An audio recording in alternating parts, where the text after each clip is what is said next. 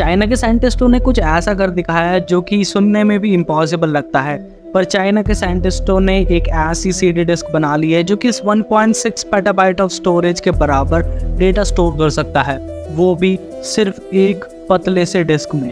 पर चाइना के साइंटिस्टों ने ऐसा कैसे किया, आज की वीडियो में हम इसी बारे में जानेंगे। वीडियो शुरू करने से पहले चैनल को सब्सक्राइब कर लो अगर आपको इस टाइप का कंटेंट पसंद है तो। सीडीज अपने टाइम में काफ़ी पॉपुलर हुआ करते थे, पर अब इन्हें कोई यूज़ नहीं करता। इवन अब लैपटॉप्स और कंप्यूटर्स में तक भी सीडी रीडर्स इनबिल्ट नहीं मिलते। तो चाइना के साइंटिस्टों ने इस टेक्नोलॉजी को दोबारा मॉडिफाई करने की क्यों सोची, इसे जानने से पहले ये जान लो कि आखिर सीडीज इन्वेंट ही क्यों की गई थी। जेम्स रसल नाम के एक फिजिसिस्ट थे जिन्हें म्यूजिक सुनने का काफ़ी ज़्यादा शौक था, और उस टाइम पर विनाइल रिकॉर्ड्स चलते थे जिसका मैकेनिक्स काफ़ी ज़्यादा मेंटेनेंस वाला था। विनाइल डिस्क विनाइल रिकॉर्ड पर घूमती थी और उस घूमती डिस्क पर एक नीडल रन करती थी जो कि विनाइल डिस्क पर कोई कार्विंग में चलती रहती थी, और उस कार्विंग में चलते वक्त नीडल वाइब्रेट करती थी और वो वाइब्रेशन एक हॉर्न के थ्रू एम्पलीफाई होती थी। पर प्रॉब्लम इसमें ये थी कि वो मेटल नीडल जब विनाइल डिस्क पर चलती थी तो डिस्क की कार्विंग ओवर टाइम घिस जाती थी, जिस वजह से म्यूज़िक की क्वालिटी कम हो जाती थी। तो इस वजह से उन्होंने कॉम्पैक्ट डिस्क को इन्वेंट किया जिसमें नीडल की जगह एक लेज़र लाइट डिस्क को रीड करती थी। पर आखिर ये काम कैसे करता था? आपको पता होगा कि कंप्यूटर बाइनरी लैंग्वेज को समझती है। सीडीज में काफ़ी सारे पिट्स और हाइज होते हैं। पिट्स का मतलब होता है 1 और हाइज का मतलब होता है 0। सीडी डिस्क जब घूमती थी तो लेज़र जब डिस्क के पिट पर जाती थी तो उस टाइम पर वो 1 डिनोट करता था, और जब वो हाई पर जाती थी तो तब वो 0 डिनोट करता था। इस तरीके से सीडी डिस्क रीड होती है।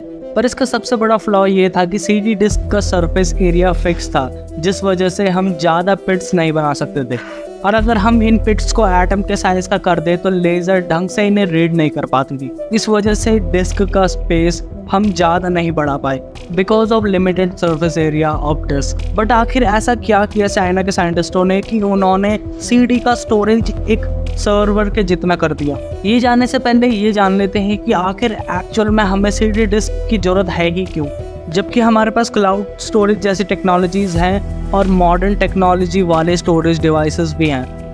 क्लाउड स्टोरेज काफ़ी बढ़िया टेक्नोलॉजी है, पर इसमें हमारा डाटा हैकर्स के वजह से चोरी होने का काफ़ी ज़्यादा डर है, क्योंकि ये इंटरनेट से कनेक्टेड रहता है, जो कि इसका सबसे बड़ा फ्लॉ है।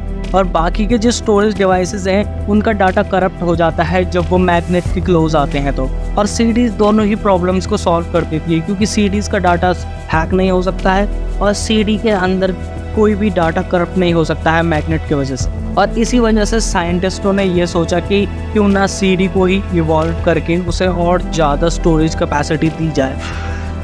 तो चलो अब जानते हैं कि इन सीडीज़ को आखिर बनाया कैसे है उन्होंने। सीडीज़ पर पिट्स और फ्लैट्स बनाने की जगह पर उन्होंने एक नई टेक्नोलॉजी का यूज़ किया है, जिसके लिए उन्होंने काफ़ी ज़्यादा लाइट सेंसिटिव मटेरियल का यूज़ किया है, जो कि हमारी सीडी डिस्क से भी कई गुना ज़्यादा पतला है। और इसकी हंड्रेड्स ऑफ लेयर लगाई गई है एक सीडी के अंदर में, और हंड्रेड्स ऑफ लेयर्स लगाने के बावजूद भी इस सीडी की थिकनेस बिल्कुल पुरानी सीडीज़ की थिकनेस के बराबर ही है। और हंड्रेड्स ऑफ लेयर्स होने के कारण हम छोटे से एरिया में भी काफ़ी सारा डेटा को स्टोर कर सकते हैं। और दूसरा मॉडिफिकेशन इसमें यह है कि डिस्क को बर्न करते वक्त एक लेज़र की जगह पर 3 लेज़र का यूज़ किया जाएगा, जिसमें से 2 लेज़र्स डिस्क के लेयर्स में मॉलिक्यूलर चेंजेस करेंगे और तीसरा लेयर उन मॉलिक्यूलर चेंजेस के एरियाज को ग्लो करेगा, जिससे डार्क वाला पार्ट बाइनरी नंबर में 0 हो जाएगा और ब्राइट वाला पार्ट 1 हो जाएगा। और इससे हमें मॉलिक्यूलर लेवल में डेटा स्टोर करने की फैसिलिटी मिलती है। और हंड्रेड्स ऑफ लेयर्स के वजह से हमें काफ़ी ज़्यादा स्टोरेज काफ़ी कम एरिया में ही मिल जाता है। और ये दोनों मॉडिफिकेशंस मिला के हमें 1.6 पेटाबाइट ऑफ स्टोरेज की कैपेसिटी मिलती है। पर ये डिस्क अभी प्रोटोटाइप है, जिसे हम अभी यूज़ नहीं कर सकते हैं, और इसे इम्प्लीमेंट होने में भी काफ़ी टाइम लगेगा, क्योंकि काफ़ी सारी कंपनीज़ को अपनी हार्डवेयर और सॉफ्टवेयर में चेंजेस करने पड़ेंगे ताकि वो इस सीडी डिस्क को रन कर पाएँ। और इस टेक्नोलॉजी को अभी काफ़ी टाइम है आने में। बाकी वीडियो अच्छी लगी तो वीडियो को लाइक करना और चैनल को भी सब्सक्राइब कर देना।